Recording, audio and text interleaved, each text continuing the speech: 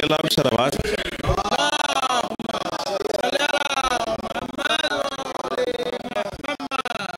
So we will be starting the program. Please settle down, have a seat. Starting out, please say, recite Surah Fatiha for these marhumin of the sponsors of tonight's majlis.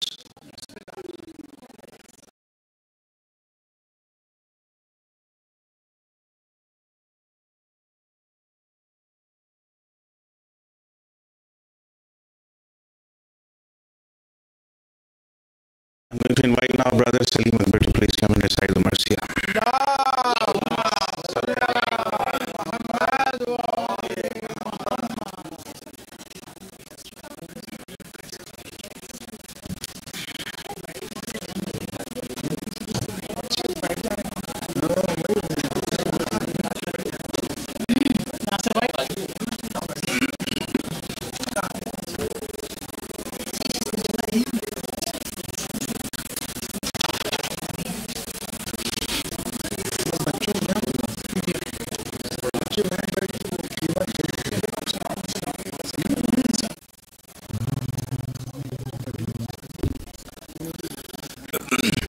एक बार सलावत भेजिएगा हज़रत।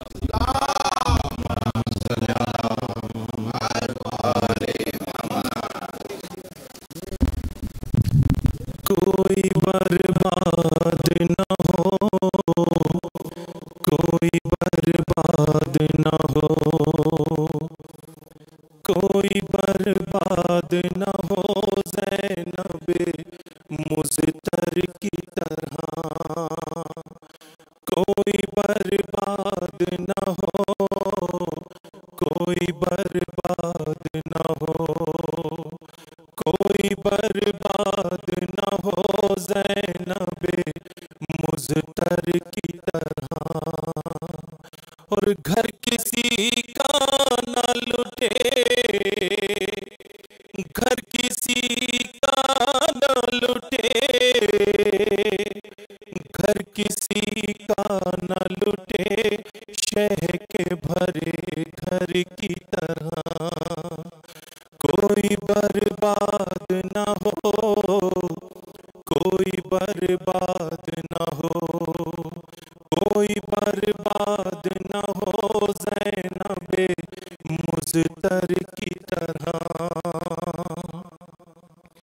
और यूं किसी बाप की उम्मीद का सूरज न ढले, सामने आंखों के दम तोड़े न गोदी के पले, यूं न छाए किसी गुलशन पाखिज़ा फूल फले, घर किसी का न लुटे, घर किसी का न लुटे, घर किसी का न लुटे, शह के भरे घर की तरह, और लाश रन में किसी नौशाह की पामाल न हो, और खून के छींटों से कोई गुल सब लाल न हो, गम में बेटे के किसी माँ का बुरा हाल न हो, घर किसी का न लुटे, घर किसी का न लुटे, घर किसी का न लुटे, शह के भरे घर की तरह, और किसी माँ से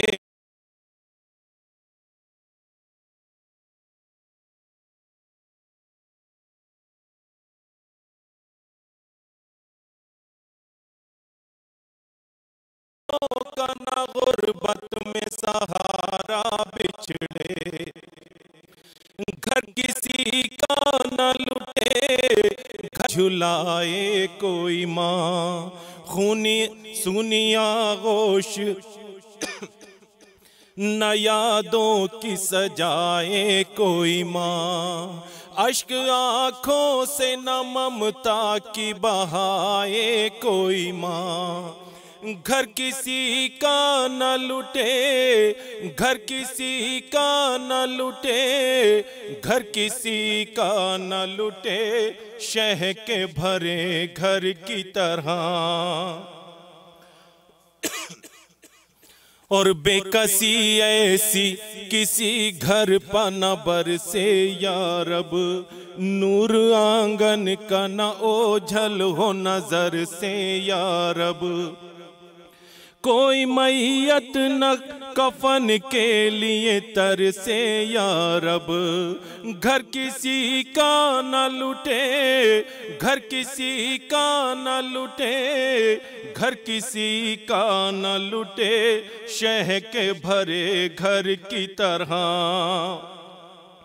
और कोई बच्ची न यतीमी की अजियत झेले, कुल अजीजों के न दागे शबे फुरकत झेले, घुड़कियाँ खाए न जिंदा की मुसीबत झेले।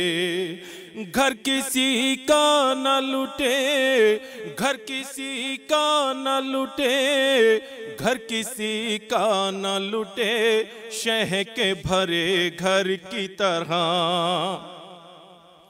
और देखते देखते उजड़े ना उम्मीदों का चमन, और भाई के गम में न तड़पे कोई बीमार बहन, और चाहने वालों से छूटे न कभी हाय वतन। घर किसी का न लुटे, घर किसी का न लुटे, घर किसी का न लुटे, शह के भरे घर की तरह। सलावत पढ़िएगा हज़रात।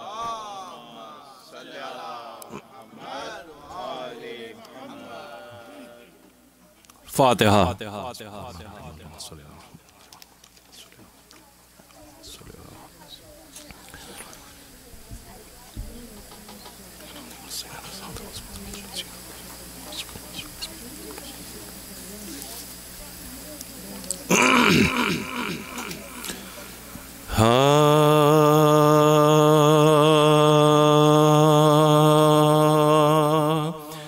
जख्मी हुए जो है दरो सफदर नमाज में, जख्मी हुए जो है दरो सफदर नमाज में, शमशीर जुल्म चल गई सर पर नमाज में। अरे गलगू हुई जबीने मुनव्वर नमाज में, सरता कदम लहू से हुए तर नमाज में। अरे सदमा हुआ ये सुन के सगीरो कबीर को, जख्मी किया है मोमिनों के दस्तगीर को, जख्मी किया है मोमिनों के दस्तगीर को, जख्मी किया है मोमिनों के दस्तगीर। अरे मस्जिद में आए शबरो शबीर नौहागर, इस हाल से अलियो वली आ गए नजर। सरता कदम लहू सरता कदम नबी का, वसी था लहू में तर। अरे लिपटे गले से दौड़ के बोले पदर पदर। अरे लिपटे गले से दौड़ के बोले पदर पदर। अरे दामन से दोनों खून खूने जबी पहुँचते रहे, गर्दन के मुँह की खुद शहे दी पहुँचते रहे। गर्दन के मुंह की खुद शहे दी पहुँचते। अरे थे दम बदम ज़ियादा नबी ज़ादियों के बैन। अरे थमता नहीं था खूने सरे फातहे हुनैन। बाशिंदगान यसरबो बतहा को था न चैन। अरे छुप छुप के रोते फिरते थे हर सू हसन हुसैन। अरे छुप छुप के रोते फिरते थे हर सू हसन हुसैन। अरे किया दिल को थाम के नजदीक जो गया रंगे जनाब शेरे खुदा सब्ज हो गया। रंगे जनाब शेरे खुदा सब्ज हो गया। जख्मी हुए जो है दरो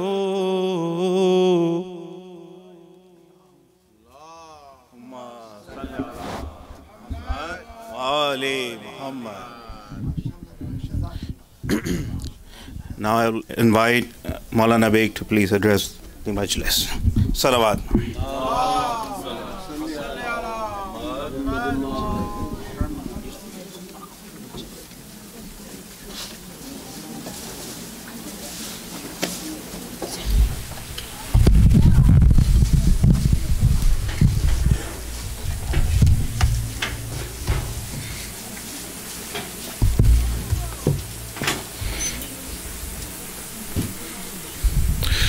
For the Shuhada of Islam, please recite a Surah Fatiha.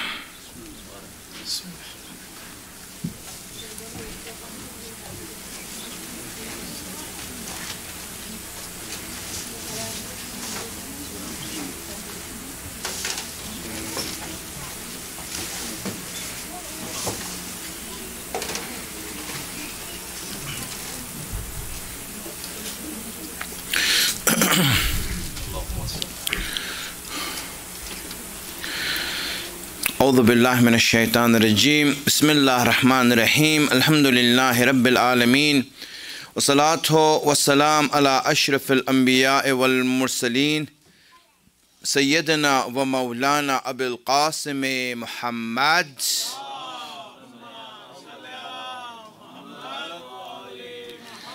وعلى آله الطيبين الطاهرين المعصومين سيما بقية الله الأعظم روحي وارواح العالمين له الفداء رب اشرح لي صدري ويسر لي امري واحلل عقدة من لساني يفقهوا قولي.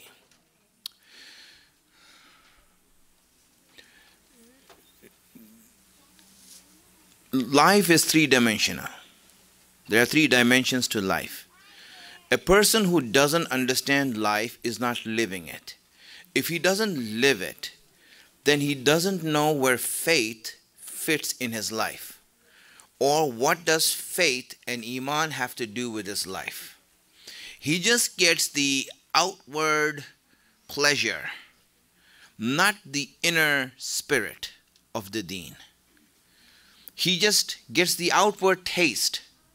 For example, he gets the taste of the greatness of Amir al-Mu'mineen. He just tastes it. He doesn't really get to experience it. Why? Because of the fact that he doesn't know where Imam Ali fits in his life. What does Imam Ali have to do with my life?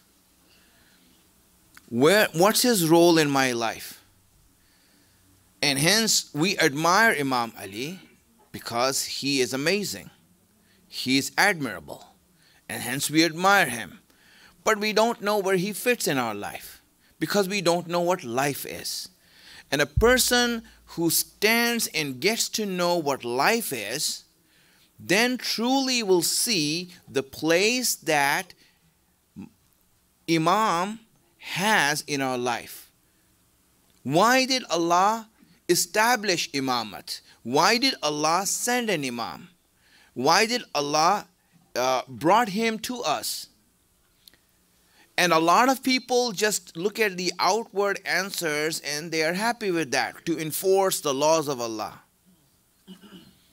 Really, is that it? Why was Imam Ali placed as the Imam and Khalifa and Wali by Allah? We know that he is appointed by Allah and Allah has done it, and Allah does not do anything in vain. There is wisdom behind his action. So why did he do that for? Because we don't know what life is, we don't know where Imam Ali fits in our life. And because of that, we never get the full benefit of having a relationship with Imam Ali. We don't get that. And that's why the people who understand life are the ones who actually gain benefit of that. They truly have the pleasure of knowing that this is why Ali is in my life. This is what it's about. And hence, then you will see that, yes, why should I believe in Imam Ali? Why should I love him? Why should I adore him? Why should I hold on to him? Why should I follow him? Why should I make all my resolutions in every time that I make it, in every New Year's that I make it?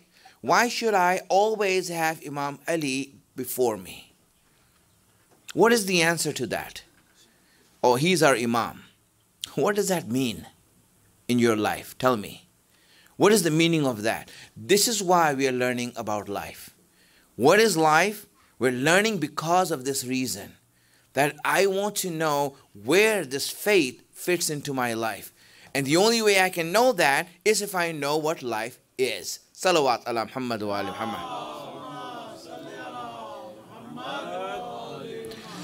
So, if you all can get settled down, then we can start off, and what we are discussing about. And we are discussing about height. We discussed about the length. And I think there's, enough explanation and people understand that we are living forever. And the only thing regarding that is we need to believe that we're living forever. We don't believe that. We think that we're going to die and become dust and that's it. Nothing's going to happen and I am a miserable person and I will die miserably and there's nothing to expect after that. This all just smells really bad. But that's the way it is. People live their life like that. And it's unfortunate. Really, life is much better than that. It's greater than that.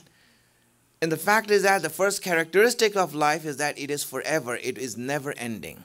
Number one. The second thing is regarding the height of life, and that's what we are discussing. What is the height of life? How high can we go? That is the idea. And this is up to us.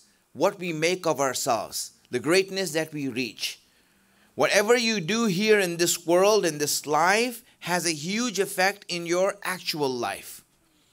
And that's the idea behind it. What is it that we can do here to cause the greatest lift, the greatest jump, the greatest leap in the everlasting life that we have? And if a person understands that, then he will get involved in that more than anything else. So the number one thing that we see that is above everything, there are levels of things that, for example, has points. For example, if this is a game, which it is, when Allah says that the life of this world is a game, it's an ayat of the Quran. Right? وَمَا هَذِهِ الْحَيَاةُ الدُّنْيَا إِلَّا لَهْوٌ وَاللَّعِبٌ. The life of this world is nothing but a game. Treat it like a game, like cricket. Treat it like that. Yes. Some people, they play 20-20. Some people play one day, and some people play a test match, right? Depending on how long they live here. But all of them have certain rules and certain excitement. Life is just like a game. That's what Allah is saying. When you play a game, why do human beings come up with games? Do you imagine that? Like we made these games, right? Cricket, basketball, all these games, we made it ourselves. Why did we make it? My friends, because it depicts life, it's natural for us to make games. But the problem is that we make these games, but we forget the actual game, which is called life. Life is actually a game. Allah says it. Treat it like a game. Don't take it seriously. Treat it like a game. Now, game has rules in it. When you look at a game, it has rules. It has certain etiquette, certain manners, how you approach it. And it's just like that. When you look at life, it's the same way. It is like a game that we are playing here. Just like a game, when you look at it, you see that there are points. For example, if you hit the ball and run between the wickets, it's 1 run. 2 times is 2 runs. If you hit a grounder over the boundary, it's 4 runs. If you hit it over the fence, it's 6 runs. You see, every action has a different score. Just like in basketball, for example. There's a free throw that's 1 point. Then you shoot a volley, it is 2 points. If you shoot a 3-pointer, and then what's the largest you can score in basketball? Now, whatever, it's not important. But the important thing is that, there is different points and different reward for different actions. Some actions are worth more than others. Just like in life, some things are worth more than others. Prayer has its value. Fasting has its value. Reading the Quran has value. Namaz-e-shab has value. All these values are different. And each of these things is lifting us up in our actual life, giving us a place in our life. They are building us in our life, making a height for us, making us go higher in life. Now, when we start to do these things, obviously, an intelligent person, a smart person now thinks, okay, since I have a limited amount of life, let me spend the life that I have doing the things that gets me the most height out of my life, the most reward, the most elevation, helps me reach the most height. That is intelligent, right? I mean, isn't that the way you say? Really, I'm so out of touch with games right now because I haven't watched these games for a long time, right? But for example, right? You have a player, I remember like Huddasar Alisha, right? Now that guy is a defensive player that's tuck. He'll play 100 balls and score 3 runs, right? Right? I'm sorry. Right? Whatever. I can't even remember the name. And then you have Afridi, for example. Shahid Afridi. He goes there, he plays 6 balls and scores 30 runs. Right? So now, this is an example of people living their life. Some people live a short life, but they achieve a lot more. Some people live a long life and achieve very little. So it's not how much you play, it's how much you achieve for the time that you had. How much did you achieve the time you have? Allah is not going to take your final score. He's going to take the average you scored with. That is your height. What was the average that you were scoring every day? Not that, okay, I had 100 years, so I got to pray, 40 years more than the guy who lived 60 years. That's not how Allah looks at it. Allah will say, okay, you had 5 years. How much did you score in 5 years? That average is more important than your aggregate at the end. People who live their life, they need to improve their average. Yes, you can say that, I can live a longer life. I'm living a healthy life and a longer life. And you are scoring slowly. And at the end, I'll get more points than this guy. But the issue is that that's not how the total is counted in reality. When Allah is going to judge you, He's not going to judge you how much did you score at the end. He's going to judge you on your average. What was your average score? So now, tell me, if that is the case, if that's how Allah judges, and if that's how life should be lived, then shouldn't we be doing the things that get the most for us in the shortest time possible?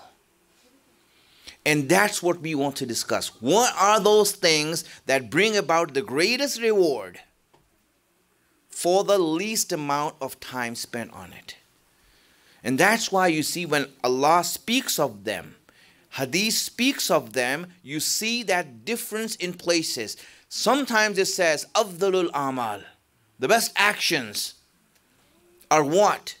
When you look at it, simply, I explained it yesterday, I don't want to go into detail of that.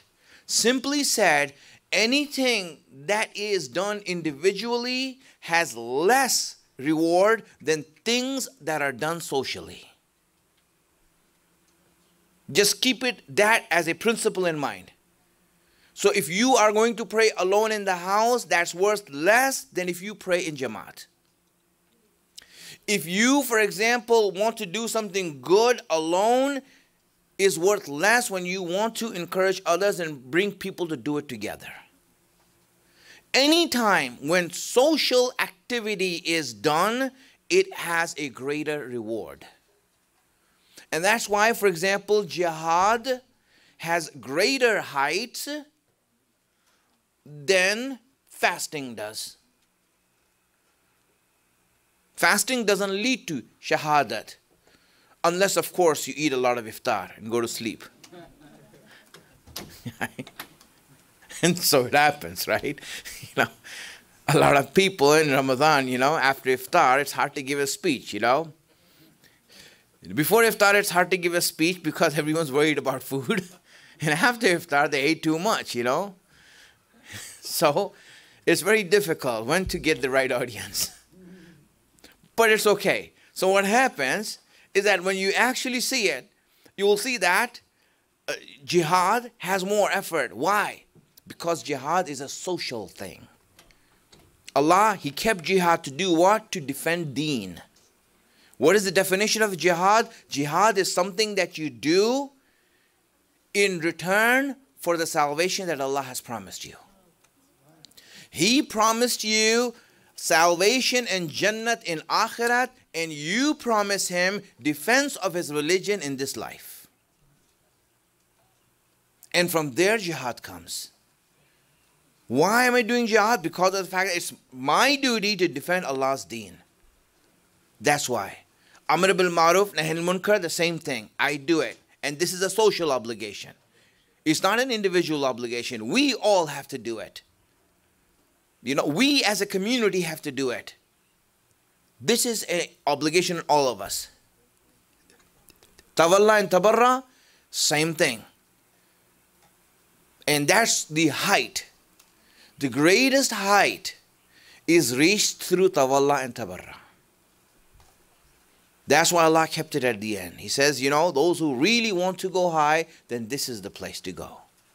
Greater than jihad, greater than Amr bil Ma'ruf Nahi al Munkar is the height that a person can reach with tawalla and tabarra. Greater than all of that. That's why it is said that the greatest action is the wilayat of Ahlul Bayt, the wilayat of Amir al-Mu'mineen. The greatest single action that you can do. And that doesn't mean, that, for example, we say, I love you, Imam Ali. No, that's not the meaning of wilayat. That's not the meaning of wilayat. Wilayat is completely, for example, what is wilayat? That's a whole different topic. I don't want to talk about that right now. But I'm saying the highest idea is tawalla. Tawalla means what? Establishing wilayat. Tabarra means what? Distancing yourself from anything that is not wilayat of Ali. Distancing yourself from that. Saying, I have nothing to do with this. So, two things. The greatest rewards are in that, and the greatest harm is also in that. The greatest harm that you can cause yourself is when you make yourself closer to dhulm, to anti-wilayat. Now let me explain that to you. These two things we want to understand. Because people ask me, and it's the right question to ask because it's a natural question. What are the things that we can do that we can get the greatest reward? that we can do the single most thing we can do that we can get the most out of it. So that's what I want to explain in a few minutes so that you understand it really well, why it's important. Salawat ala Muhammad wa ala Muhammad. Now, when you look at, for example, the word of Allah, Allah speaks about it in the Quran and says, regarding zalim, regarding oppressors, Allah says, La tarkanu ila alladhina zalamu. He says, do not even incline towards those who do dhulm. Those who do dhulm, oppress, do not even incline towards them. In hadith we have that if you help a zalim by even getting him a brush or a broom to help him do his objective, then you have the same adhab as that zalim. The same adhab. Nothing different. You have the same adhab as that zalim. Why? La tarkanu. Tarkanu means don't even think of getting closer to them. Don't even incline yourself. Don't even think that I'm going to get close to this zalim, or anything like that. Just even in that sense. We have hadith that says that if a zalim wants to give you a medal of honor, reject it.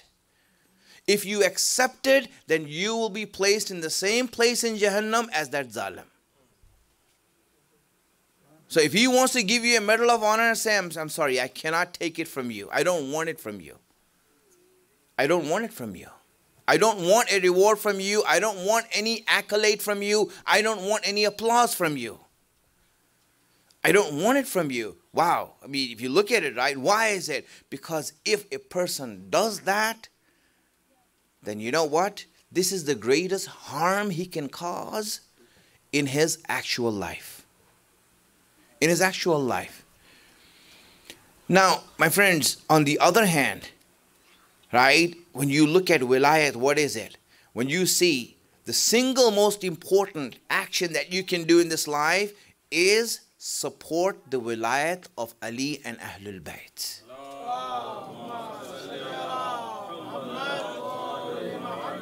If you put one brick to establish their wilayat, then that is worth more than any prayer that you can make. Any prayer that you can make. Now, let me translate that simply because there's levels of that, right? How can you put a brick? For example, let's see this, right? Someone who gives sadaqah to the poor, there's a reward for that. In fact, it is certain you'll get reward. Imam Sajjad alayhi salam has said that when you give charity to the poor, until that charity doesn't reach the poor, the intended poor, then Allah is going to keep it protected and will look after it and make sure that it reaches there. And based on this hadith is how we wear Imam Zamin. We all wear Imam Zamin, right? What is it for? Because the hadith says that until it doesn't reaches the intended receiver, anyone who has it will be protected. So if you wear it and take it anywhere, then Allah's job is to protect that. And because you're carrying it, He's going to protect you until you reach that place and you give it to the receiver. Who's getting it? This is the principle behind it. And that's why when you actually give it, it is protected. It's certain that you are going to be protected by that. And you'll get the reward for it. But you know what? Giving to the poor is one thing, but giving to the Imam is another thing. This has a lot more reward. This has a lot more reward, my friends. When you give something to the Imam, not the poor, but the Imam, and his cause, and his path, and the things that help his cause, you see the reward is a lot greater. Much greater than anything that you can imagine. It falls under the umbrella of Hal min nasirin yansuruna. Is there anyone to help me? Imam is asking for help. Is there anyone who can help me? Who will give towards me? It falls under that category.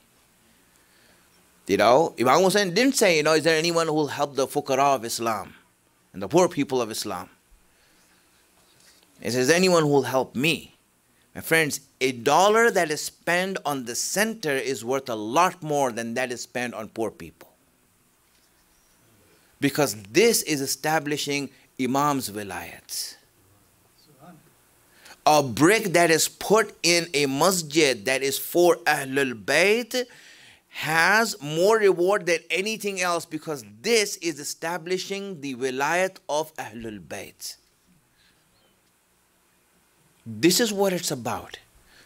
If you want to do the greatest thing, then here is. You have to now support the wilayat and increase the assets and increase the power of Imam al-Zamana while he's in ghaibat.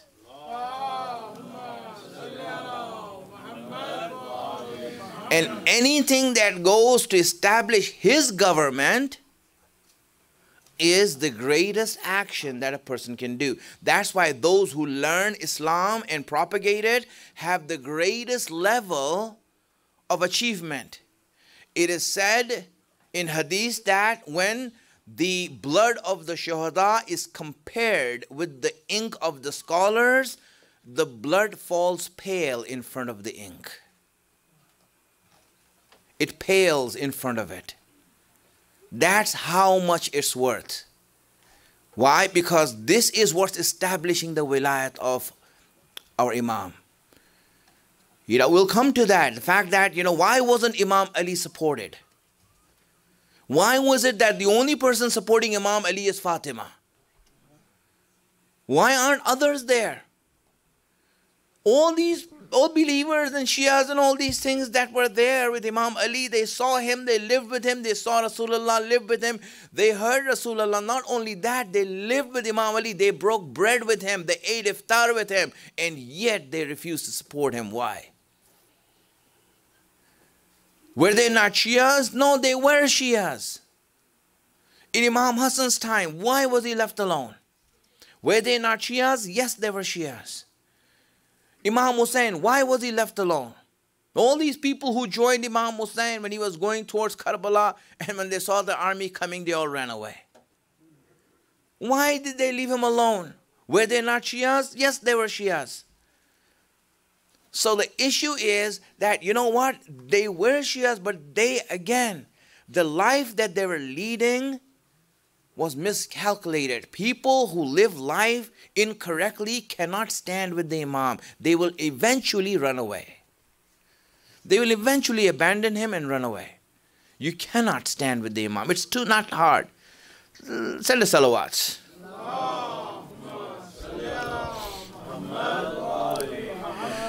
Because really, tonight being the Shahadat of Imam Ali, I want to give this important message, right? That is about life and about our height. And really, this is something that if you want to get a summary of what is the height of our life and what achievement we can make, it's here. If you put what I'm saying and you can summarize what I'm saying, you will see that spirituality, irfan, spirituality, development, spiritual development is in what aspect of Islam? You will see that it is in only one thing where you get the greatest growth, and it's called politics. It's called politics. Politics is the greatest spirituality that you can ever have. The person who's the most spiritual amongst us is the one who's the most political amongst us.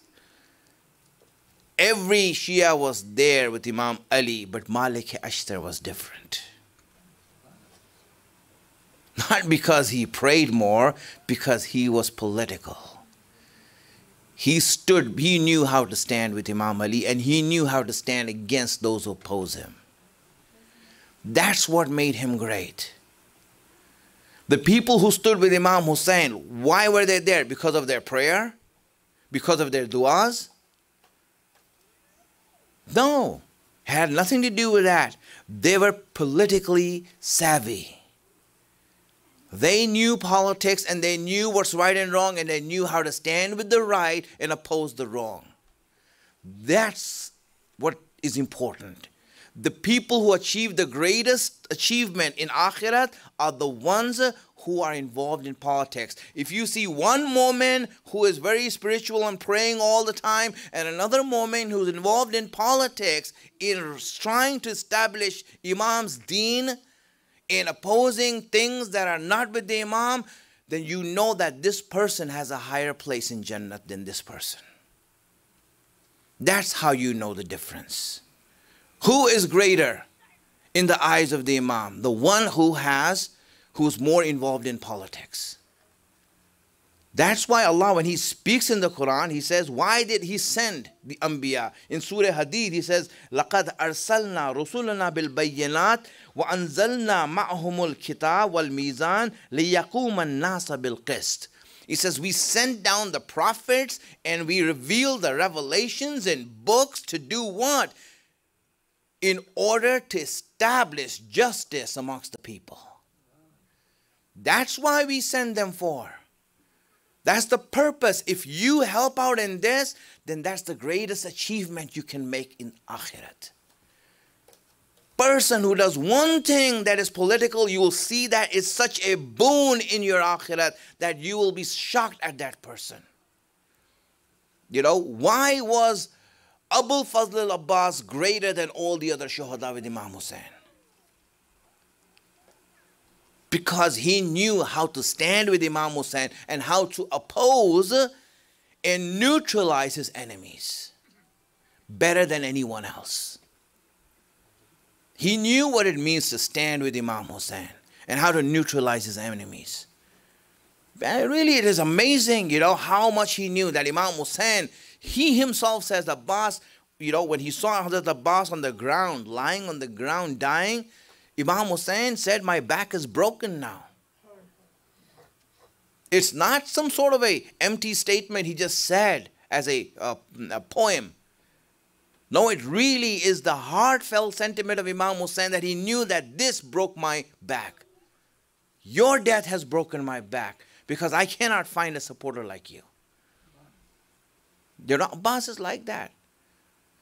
You know, I mean, really, this is why we need to really start thinking, what is the greatest thing I can get involved in? Then here it is. Get involved. Be a part of the committees. Take responsibilities. I want to take responsibility. You know, the people who, for example, out of shyness, stay in the back rows and don't want to come in the front rows, they're not being humble and more spiritual. That's the wrong way. Your whole excitement should be, I want to pray in the first line. Why shouldn't I pray in the first line? I want to get to the first line because I want to establish it. I want to strengthen the prayers. I want to strengthen Islam. This is the attitude that a person has. Sabiqun as-sabiqun, those who are ahead of everyone. This is the attitude you must have in order to reach greatness there. Your height in the hereafter and your real life depends on your actions here. And if you want to get the greatest gain, then this is what needs to get involved in. It's not easy. Yes, it's not easy. Cowards can't do it. You know, cowards can't do this. Well, you know, I mean, so that doesn't mean that Islam is not for cowards. No, Islam is also for cowards. That's why Allah says you can still go to Jannat, you know, you pray and you do, you know, all of these other things, you know, which is fine. Do that and alhamdulillah, you will get your reward for it. But to stand with Imam Hussein, you can't be a coward. You can't be a coward. A coward cannot do that. That is the strength that we need. Courage. Courage to say that, Imam Hussein, I don't want to be the one who just does matam for you. No, I want to establish your matam. I want to establish your azadari. You know, people, for example, who are Cowards want a larger crowd. Larger crowd because the Azadari is good there, so let's go there, they're cowards. And you can hide there. Those who are courageous, they will go to places where there is no Azadari and establish it there alone. These are the courageous people. The people that Imam Hussein needs. The people that Imam Mahdi needs. Are you that person? You know, I mean, I hear it all the time, you know. Inshallah, for Ashura, we're going to Karachi, mashallah, Azadari, there is all great this and that, you know. Allah gave you a chance to establish it in a place where it's not. So you're losing that chance and you want to go there? Why? I mean, really, selfish. If you were a little bit courageous and selfless, you will say, you know what, if I'm alone, I know, you know, did you know that there are Shias in Alaska? And I know of one. He moved there from Milwaukee. You know, he didn't know anyone there. He went there, and you know what? For the longest time, he was doing Azadari in his house alone with his wife and kids. And I said, you're getting a lot more reward than any place else and anyone else in America. You know, you're doing something that's special, and Allah gave you that chance. That's why the ulama says that, listen, don't go to the places of Azadari where people are there. Go to the places that are gharib. Gharib means, you know, that they don't have anyone to cry there. Go there and cry so that you can establish the crying. You can establish the Azadari. These are the people who are true and getting the greatest reward. My friends, if Allah has given us that opportunity, it's amazing. We need to thank Allah and say, thank you for this opportunity you gave us so that we can establish your matam here. We can establish your deen here. I have that chance now. This is courage, and that's what is needed to gain the greatest rewards. This is called politics. Politics. Politics means establish Imam's wilayat. Where does it start? It starts right here in these little things here right now. Doing these little things. And you will see that these little things will end up becoming the Imam's government one day. And we have that Allah will honor this. Allah will honor your efforts. You know how Allah will honor your efforts? You might think that, for example, you're doing a little job, but Allah will honor your efforts when the Imam will come back. You know what He will do? That every place where there is an Imam Barga established, a Hussainiya established, in the remembrance of Ahlul Bayt, Allah will make that the capital of Imam's government. Eventually, this is going to become a place where the Imam's government is going to be run from. Everyone will have to come here to this place.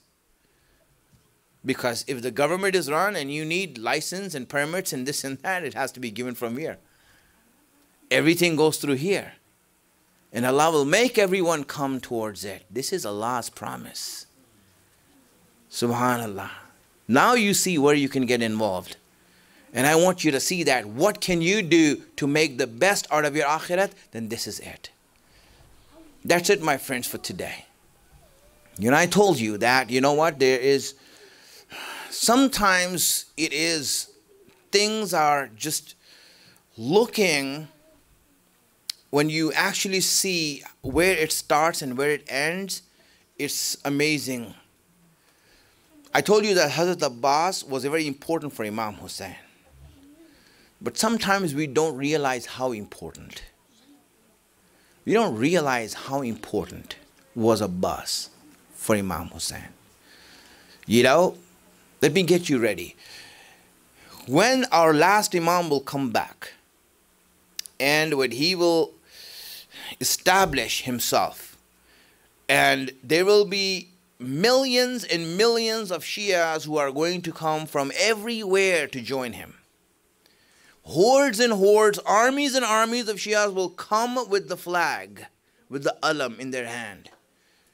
In droves, groups and groups will come in different languages, from different backgrounds. and they will crowd around Imam Mahdi. Huge crowd of millions and millions. As far as you can see, you will see a sea of humanity. Imagine Arba'in right now in Karbala, with millions of people like that, and Imam Mahdi standing in between it. Wouldn't that be a comfort for our Imam? Wouldn't that be a sight that will make our Imam happy? That yes, the efforts of Abba Abdullah al-Hussein have led to this. Subhanallah, what a great achievement. You know, I mean, Imam would be so happy. And Imam will stand in the middle of that huge crowd, and he will be looking at this crowd, and everyone will be saying, Labbaika ya Mahdi, Labbaika ya Mahdi. Everyone will be saying that. And Imam will be listening, and they all think that, you know what, this is such a great pleasure that we all are here to support the Imam, give our lives for the Imam. But the Imam will have a certain sort of sadness in him.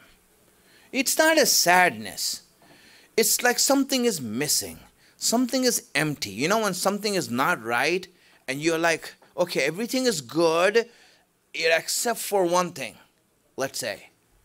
You know, if you, for example, you know, you come here and you see here and say that this is a center, and you come inside the center and you see everything looks great, everything is in place, this and that, but there's something missing, you know. Let's say the member is not here.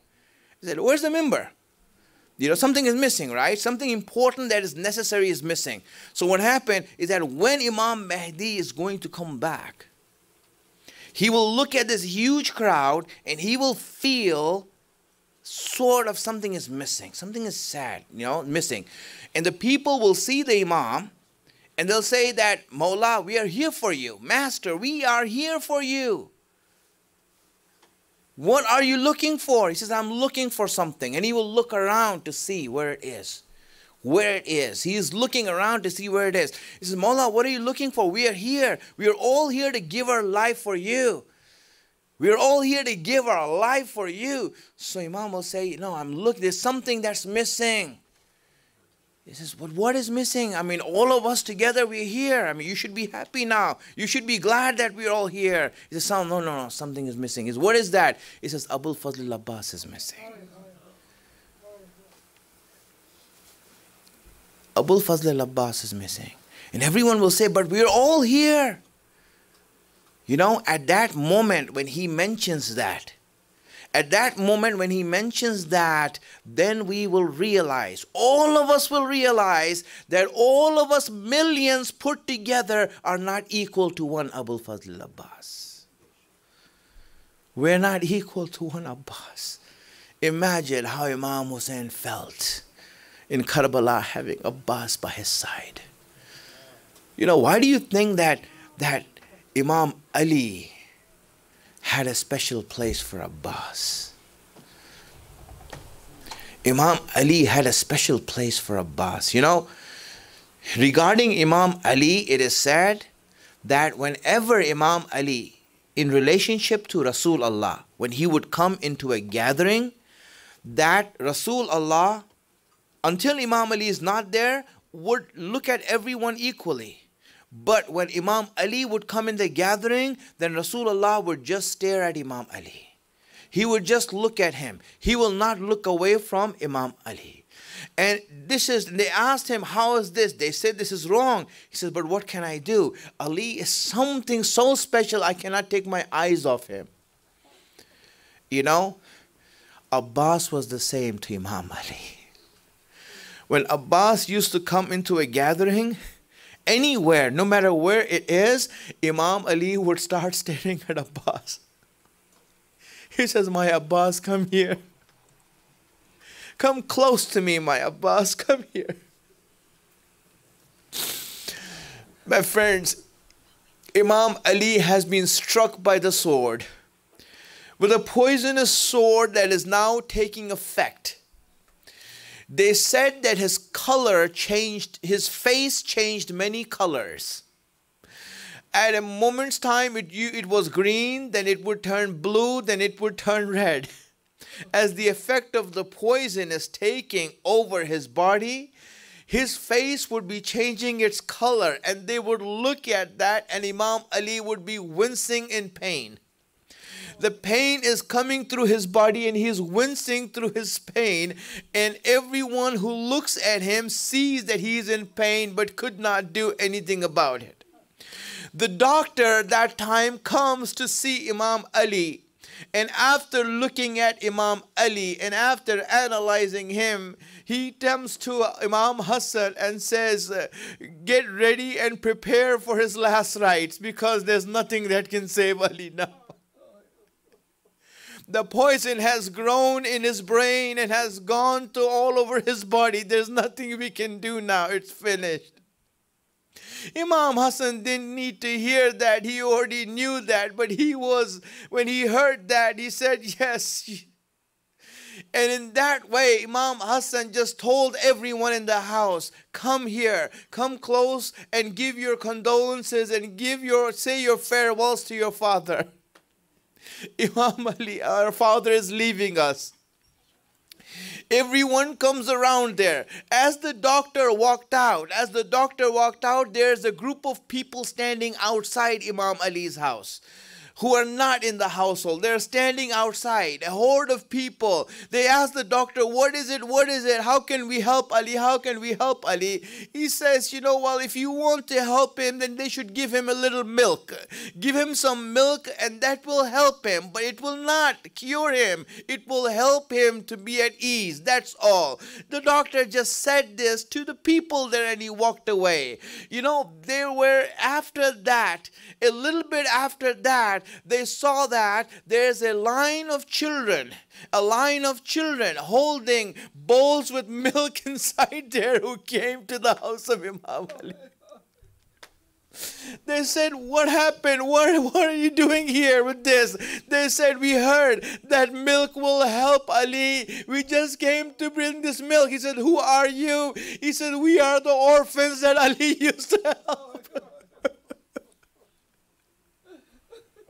Street children, orphans who had no one but Imam Ali, that Imam Ali used to go to and help them. When they heard that Ali is going to die and milk would help him, they brought milk to him, and they were saying, give this to our master. Imam Hassan looked at that sight, tears falling from his eyes, and everyone who hears that and sees that. In the house, Imam Ali is now lying on his deathbed, and everyone is around him. Imam Ali now starts to give his wasiyah to everyone and says, come close to me. And he tells that everyone, listen, after me, Hassan is going to be your Imam. For everyone, Hassan is going to be your Imam. And he tells everyone to give your hand in the hand of Hassan. Give your hand in the hand of Hassan and look after him. He brings everyone forward, starts giving them their hands, and everyone was giving their hand to Imam Hassan. And everyone Imam Ali remembers by name. And then at the end they see that there's one person Imam Ali does not remember, and that is Abul Fazl al-Abbas. Abul Fazl al-Abbas is waiting for his father to just mention his name, but he doesn't mention his name. Ummul Baneen sees that Abul Fazl al-Abbas is depressed. He is unhappy that his father forgot him. He comes to Ali and says, Master Maula, Abul Hassan, how about Abbas? What about him? Ali says, you think I forgot Abbas? No, I haven't forgot Abbas. Abbas, come here, my dear, come here. I have a special mission for you. You have a special place for me. Abbas, come here. Give me your hand. Your hands are very important for me. These hands are precious, Abbas. I want to make sure these hands are given in the right way. He calls Hussein. He gives the hands of Hussein in Abbas's hand and said, Abbas, look after Hussein. Look after Hussein. This is Fatima's trust, Fatima's amanat. I have left him in your hand. Look after him. Never leave him. When Abbas, this is what happened. When Abbas defended Hussein and Hussein was shaheed and they came back, Imam Sajjad came back to Medina and they said that Hussein was killed in Karbala. So Ummul Baneen, when she heard that, she came out and said, tell me, is Hussein killed? Where was my son Abbas at that time? Where was my son Abbas? I will not forgive him. I will not forgive him. They said, no, Abbas wasn't there. He was killed. He says, what do you mean Abbas was killed? No one killed Abbas. He is the son of Haidar Karral.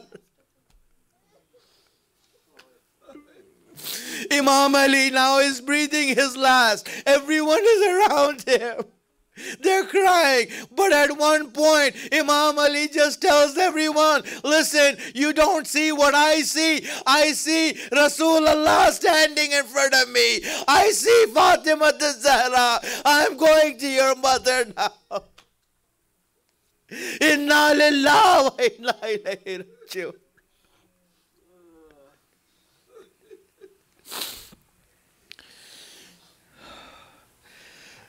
سيعلم الذين ظلموا أي منقلب ينقلبون. يا محمود بحق محمد، يا الله بحق علي، يا فاطر السماوات بحق فاطمة، يا محسن بحق حسن، يا قديم الحسن بحق Hussein. Allah, give us the tawfiq to be on the right path. Give us the wisdom to understand your guidance. Hasten the reappearance of our Imam. Make us his helper when he comes. وآخر الدعوانا أن الحمد لله رب العالمين. ماتم حسين. يا حسين يا حسين يا حسين يا حسين يا علي مولا حيدر مولا يا علي مولا حيدر مولا يا علي مولا حيدر مولا يا علي مولا حيدر مولا يا علي مولا حيدر مولا يا علي مولا حيدر مولا يا علي مولا حيدر مولا يا علي مولا حيدر مولا يا علي مولا يا علي مولا علي مولا يا علي مولا يا علي مولا يا علي مولا يا علي مولا يا علي مولا يا علي مولا يا علي مولا يا علي مولا يا علي مولا يا علي مولا يا علي مولا يا علي مولا يا علي مولا يا علي مولا يا علي مولا يا علي مولا يا علي مولا नहीं रुक नहीं रहा يا علي مولا يا علي مولا يا علي مولا يا علي مولا يا علي مولا يا علي مولا يا علي مولا يا علي مولا يا علي مولا يا علي مولا يا علي مولا يا علي مولا يا علي مولا يا علي مولا يا علي مولا يا علي مولا يا علي مولا يا علي مولا ये जनाजा है अली का ये जनाजा है अली का ये जनाजा है अली का ये जनाजा है अली का ये जनाजा है अली का ये जनाजा है अली का ये जनाजा है अली का ये जनाजा है अली का शाह खैबर गिर का ये जनाजा है अली का ये जनाजा है अली का शाह खैबर गिर का ये जनाजा है अली का ये जनाजा है अली का शाह खैबर गिर का ये जनाजा है अली का। आज बाबा मर गया है शब्बरो शबीर का ये जनाजा है अली का ये जनाजा है अली का। शाह खैबर गिर का ये जनाजा है अली का ये जनाजा है अली का। शाह खैबर गिर का ये जनाजा है अली का। फातिमा ज़हरा के मरकद से सदा आने लगी। फातिमा ज़हरा के मरकद से सदा आने लगी। फातिमा ज़हरा के मरकद से सदा आने लगी। फातिमा ज़हरा के मरकद से सदा आने लगी। हाय सदा आने लगी। एक ये मसाइब रह गया था क्या मेरी तकदीर का ये जनाजा है अली का ये जनाजा है अली का। शाह खैबर गिर का ये जनाजा है अली का ये जनाजा है अली का। शाह खैबर गिर का ये जनाजा है अली का।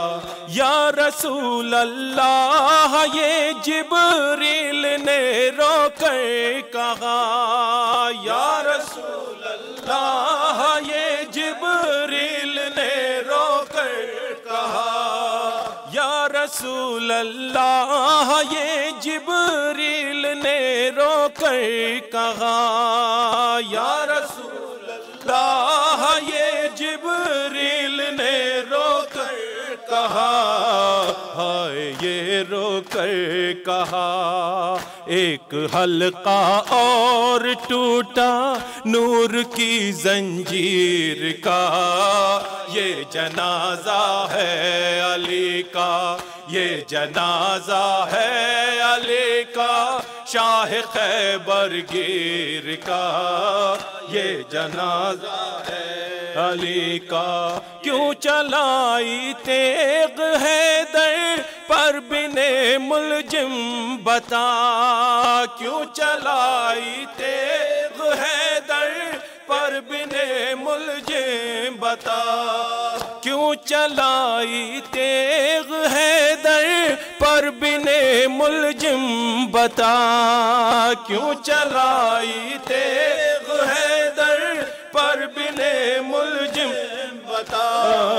है बिने मुलजिम बता। कत्ल कुरान कर दिया काटा गला तफसीर का ये जनाजा है अली का ये जनाजा है अली का। शाह खैबर गिर का ये जनाजा है अली का ये जनाजा है अली का। शाह खैबर गिर का ये जनाजा है अली का। गम अली की बेटियों के फिर से ताज़ा हो गए। गम अली की बेटियों के फिर से ताज़ा हो गए। गम अली की बेटियों के फिर से ताज़ा हो गए। गम अली की बेटियों के फिर से ताज़ा हो गए। फिर से ताज़ा हो गए। गम अभी भूली कहाँ थी मादरे दिलगीर का ये जनाजा है अली का ये जनाजा है अली का। शाह खैबर गिर का ये जनाजा है अली का ये जनाजा है अली का।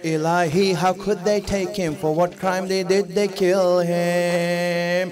For the crime of Ali's kinship to the Allah and poor. Ilahi, how could they take him? For what crime did they kill him? For the crime of Ali's kinship to Allah and to the pure. With Quran on their lips, the swords in their hands, they did and they martyred. The word of truth that came from their hearts, hypocrisy surrendered. No turning back, no change of plans against Allah's offenders. Ya Amir al-Mu'minin, Ya Imam al-Muttaqin, Abul Hassan wal Hussein, glory be unto your name. Ya Amir al-Mu'minin, Ya Imam al-Muttaqin. Very well. Ya Hassan wal Hussein, glory be unto your name. Do it again. Ya Amir al-Mu'minin, Ya Imam al-Muttaqin, Abul Hassan wal Hussein, your name. Even then the heart of Ali was still patient with the cruel. Even then the heart of Ali was still patient with the cruel. Life for a life of honest claim to follow Allah's rule. Even then the heart of Ali was still patient with the cruel. Life for a life of honest claim to follow Allah's rule. Ya Amir al-Mu'minin, Ya Imam al-Muttaqin, Abul Hassan wal Hussein, glory be unto name. Ya Imam al-Muttaqin, Amir al-Mu'minin, Ya Imam al-Muttaqin, Abul Hassan wal Hussein, glory be unto your name. Again. Ya Amir al-Mu'minin, Ya Imam everyone. Abul Hassan wal Hussein. Harder.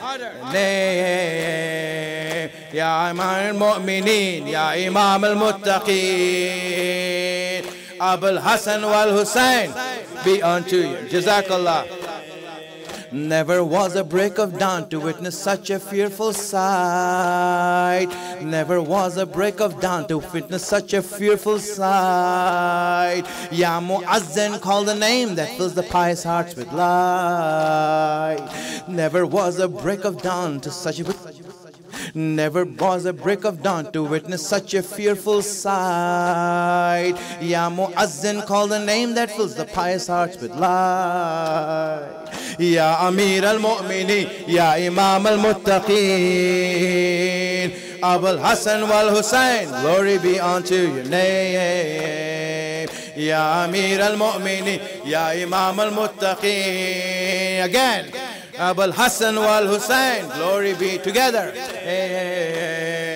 Ya Amir al-Mu'minin, Ya Imam al-Muttaqin, Abul Hassan wal Hussein, glory be unto your name. Ali Maula, Ali Maula, Ali Maula, Ali Maula, Ali Maula, Ali Maula, Ali Maula, Ali Maula, Ali Maula, Ali Maula, Ali